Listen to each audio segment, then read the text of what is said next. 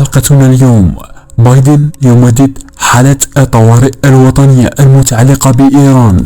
ولكن قبل البدء في المشاهدة ادعمونا بإعجاب لاستمرار هذه النوعية من الفيديوهات.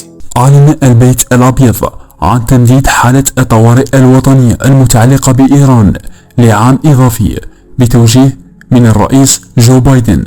جاء ذلك في خطاب وجهه بايدن لرئيسة مجلس النواب نانسي بيلوسي بشأن استمرار حالة الطوارئ الوطنية المتعلقة بإيران، وقال: نحن نتحدث عما يسمى باتفاقيات الجزائر المبرمة بين الولايات المتحدة وإيران، والتي أدت إلى إطلاق سراح دبلوماسيين أمريكيين قضوا أكثر من عام في طهران كرهائن بعد عام 1979. وتنص هذه الوثائق على وجه الخصوص على مبدأ عدم تدخل الدول في الشؤون الداخلية لبعضها البعض وفقا لبيان البيت الأبيض.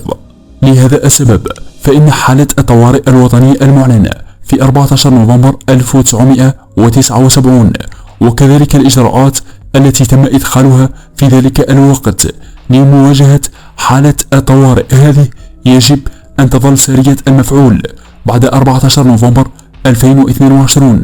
لا تنسى الصلاة على رسول الله في تعليق. المصدر RT العربية. شارك الموضوع مع أصدقائك ليصل إلى أكثر عدد من المشاهدين.